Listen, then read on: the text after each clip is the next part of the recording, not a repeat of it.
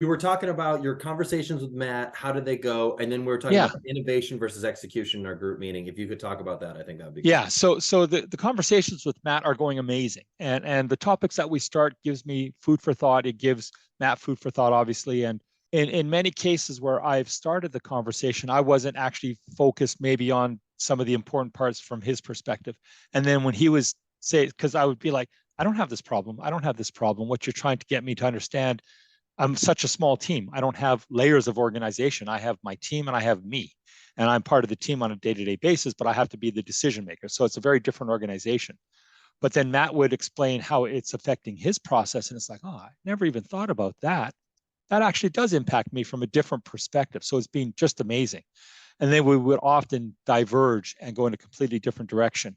And in fact, I think our next meeting was not even going to be any of what you laid out for us because we have some specific things that we know we want to talk about. And in fact, we've now pushed that meeting back twice this week because Matt has his new person that started and that's caused problems. And then we rescheduled that meeting because the person just started on Monday. We rescheduled our Tuesday meeting to Wednesday. And then on Wednesday, and we have our meetings late in the day just because our days are full. On Wednesday, he had to let a person go. And so that totally wrecked Wednesday. And then I had stuff going on today. So we haven't met this week, but I just love that interaction. In regards to the group sessions, I'm not comfortable participating in the sessions yet. Not because, well, I think mainly because what's coming up for the topics are not directly impacting me just because I have such a small organizational structure versus I can't add to it because I don't have the type of context. And bandwidth versus focus, I think, is one that was somewhat interesting, and it was great. I chose David. That I thought that was interesting, but I chose David because of the innovate versus execute, and because I find that, and this is something that's just happened to me recently, and well, I guess actually was the beginning of February. I actually pivoted my whole company, the development team, to focusing on let's create opportunity because we've done the innovation. We've redesigned how testing should be, we think, in the industry, but we can't get companies to listen to a small company. So I've been focusing on innovate, innovate, innovate, innovate, keep innovating it. Something people will finally realize is valuable. So keep innovating it. Build it and they will come. No, not necessarily. So now I'm trying to focus on the execute. So now I have a team that's incredibly well developed and incredibly innovative in the way we do things.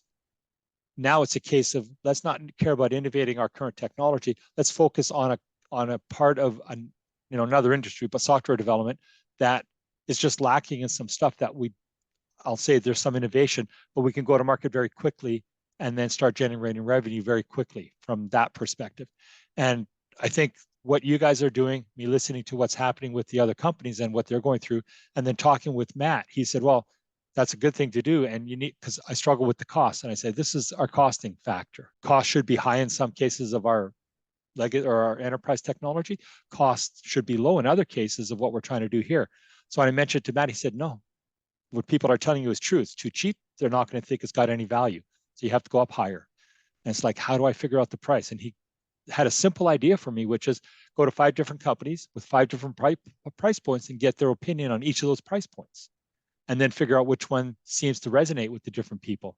It's like, yeah, because I would have just gone with a price point thinking that nobody can turn down this price. Well, they will turn it down because they don't know how you're going to survive on a very cheap price. So it's been amazing and just completely changed the way I think about opportunity. To now, it's like happy to innovate, but it's got to innovate for an opportunity, not just innovate because it's interesting. So I've got to find ways to generate revenue. I've got a small, very agile team, but if we don't get revenue, I don't have a team. So I think it's just made me think very differently, and that has been extraordinarily good for me.